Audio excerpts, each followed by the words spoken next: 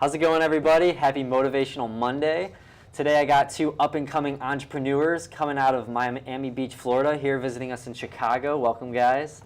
Thank you. Today we want to talk to you guys about commitment. And commitment is huge in any industry, whether it be you're looking in relationships, religion, or growing a business. And everything that we're going to hit on today, you can kind of reflect to or relate on or just take the bullet point opinions. What we're going to do is kind of give you a definition from the start. Commitment is the engagement or obligation that restricts freedom of action. So based on that point, Helman, do you want to start off the conversation and kind of give us a story about you and how commitment relates to you in your life? Yeah, definitely. Basically growing up, I knew I wanted to make a difference in my family's lives, and so I tried doing different things like sports and like acting, and I had my hand dipped everywhere. So I think that restricted my ability to focus on one thing, and the one thing that I could get better at. So I basically think that I wasn't committing at that point to the overall vision of growing myself. Because I was spending so much time trying to do this and that, and none of it was congruent with what I wanted.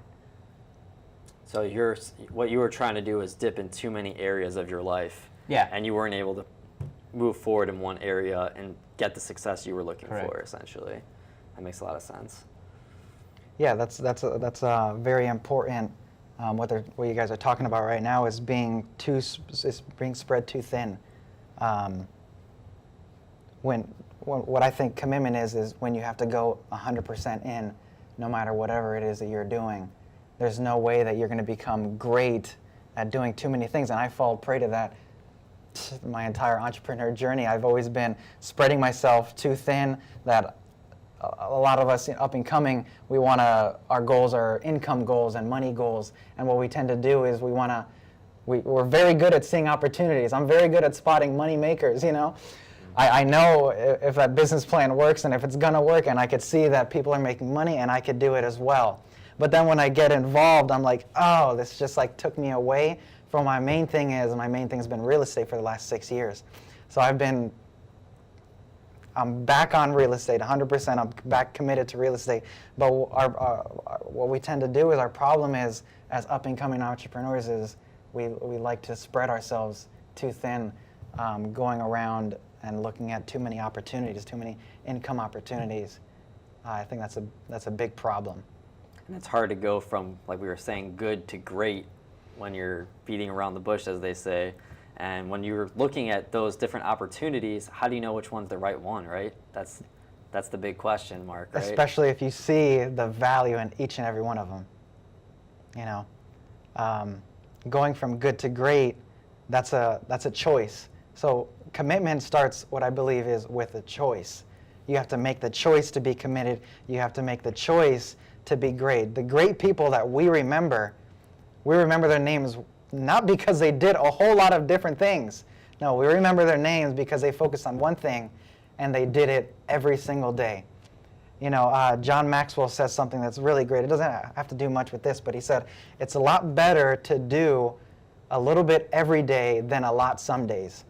So if you just do a little bit every day focused on one thing, you can and will eventually become great if you're doing the right thing. It makes a lot of sense, yeah. And I mean, these people that you're talking about, the greats, we think about every morning, they try to snap out and let's be enthusiastic about what we do today.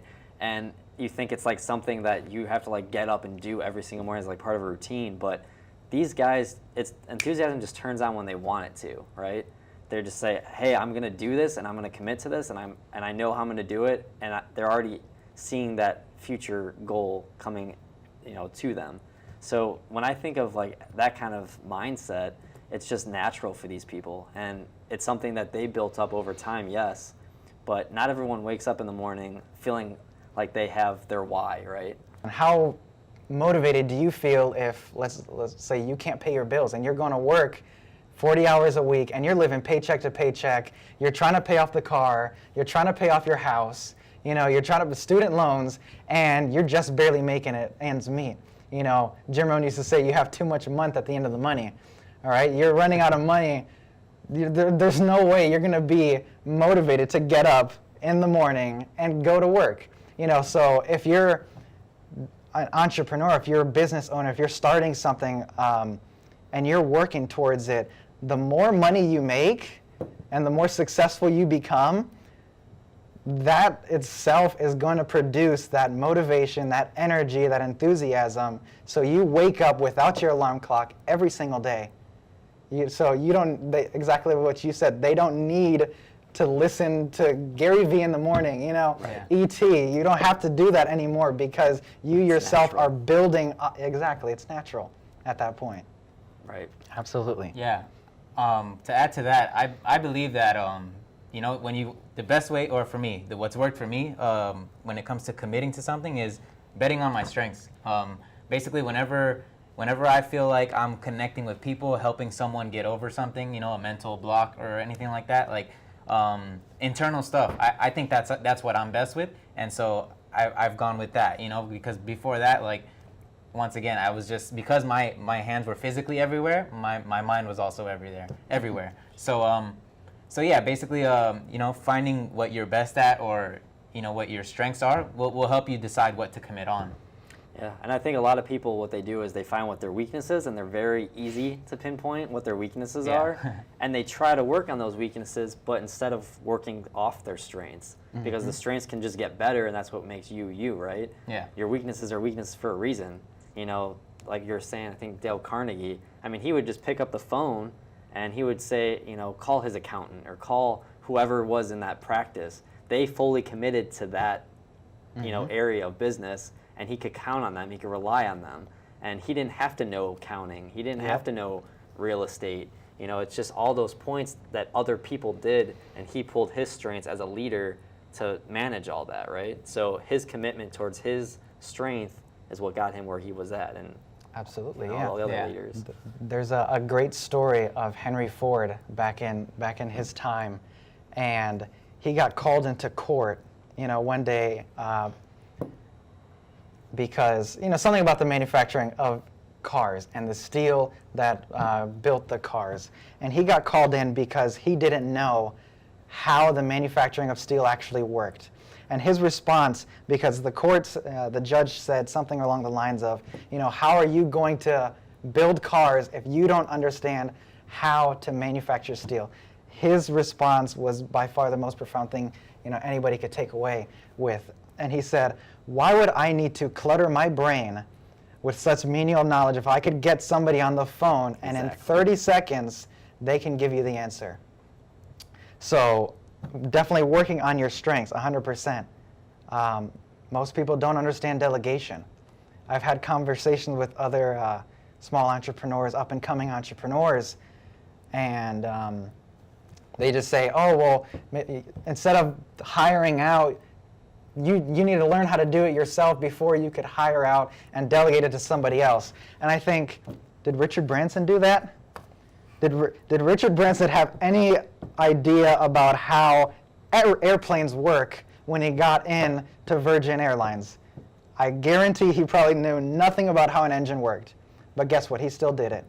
And why? Because he focused on his strengths, and he found other people with other strengths that were committed to their certain areas, exactly how you said, and they got stuff done.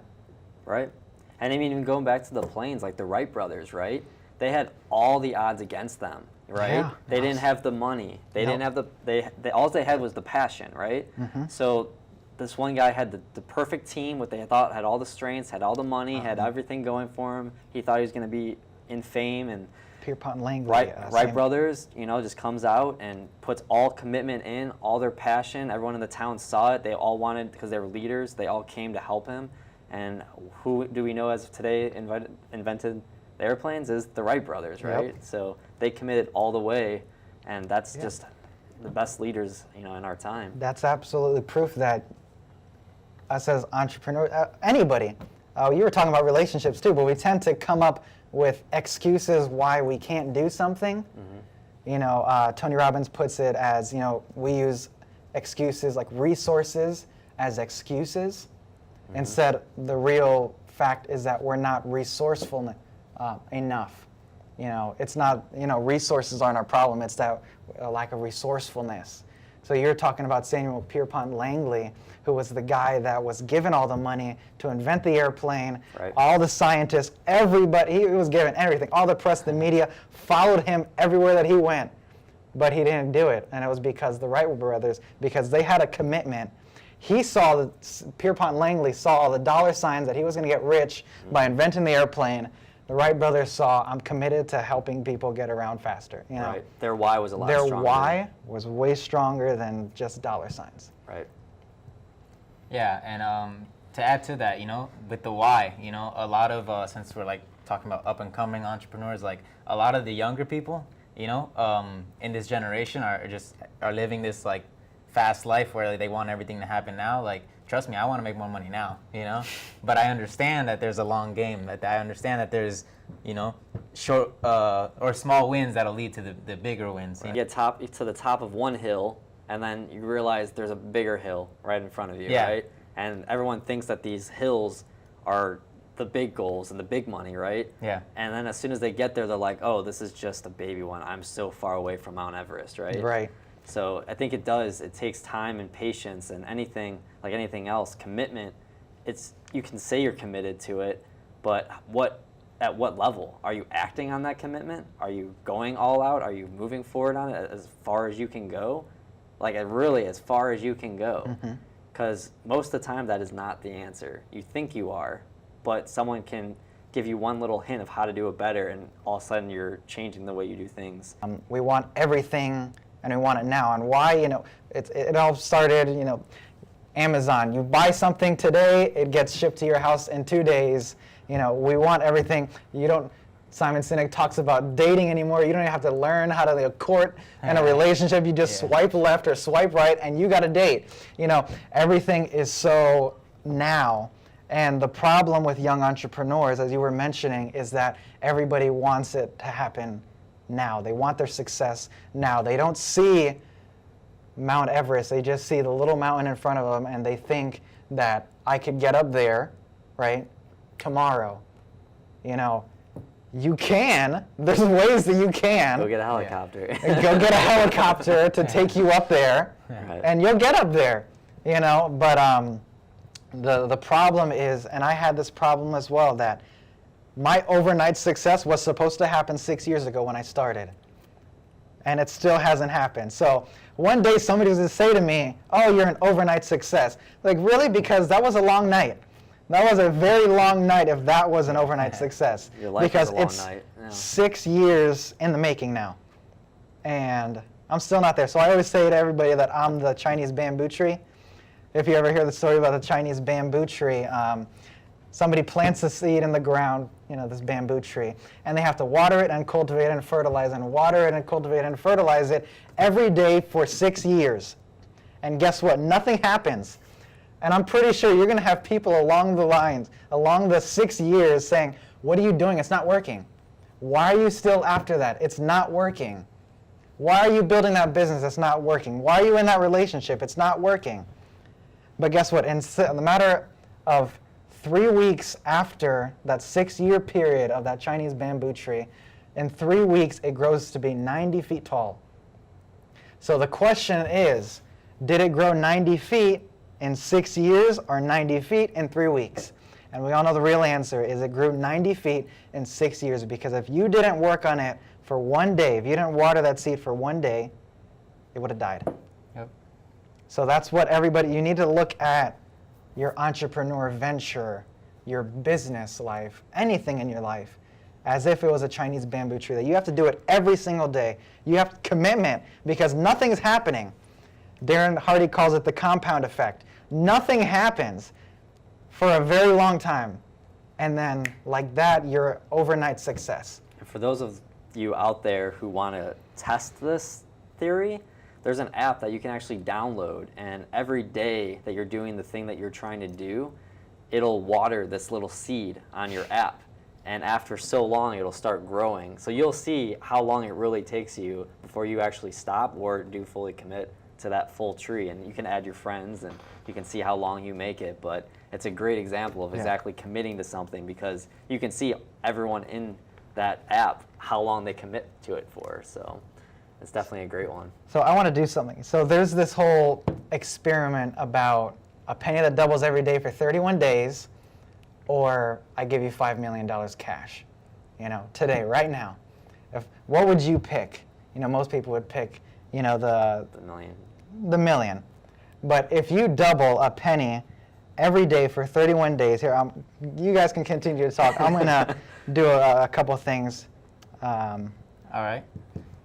Well, yeah. So going back to what we were talking about, I believe that the lack of commitment, once again with like what we were talking about, up and coming entrepreneurs, could really get clouded by all of these like everybody wanting it now and just wanting to compare yourself to everyone who's doing a little bit better, who's not like willing to wait 6 years to get some kind of recognition, or if any. Yeah. Right. I think it's huge, like, to commit to pulling yourself out of those situations so that you're not paying attention to that. So you also got to commit to like what your surroundings are like. I mean, that's not what can drive you, right? Yeah.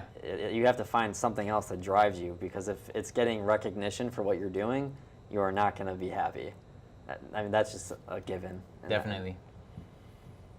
We have our answer for them. Oh, I have a whole answer. So a penny that doubles every day, right, for 30 days, or Sure. if I give you $5 million cash. So your buddy picks the $5 million, and you pick the penny that doubles every day for 31 days, all right? So they have $5 million cash, and on day 10, you only have $5.12. So how excited are you feeling? But then when you go out 20 days, you'll probably only have a couple $1,000s, all right? But what really happens is when you get to about day 25, all right? And then 25, 30, day 30, you're around $5.1 million, somewhere around there. And on day 31, it is now over $10 million, all right? So it starts off very slow. And everybody, I challenge you right now to put on your calculator 0.01 times 2 and just keep clicking enter and count the days, because it's ridiculous how little amount of money, but once it starts getting larger and it picks up, and the compound interest on investments is really where it's at. So day 30, you're at 5.3 million, and on day 31, you're 10.7. So it started, in 10 days, you only had like $5. You're like, I chose the wrong investment. I chose the wrong deal to commit to. I should have picked the get rich quick. I should have picked this one over here. But it's a losing game. And I mean, you're winning either way, in the sense that you have money, but is it the amount that you would have gone after? It's like getting half the deal, right? Yeah. It's only 50%.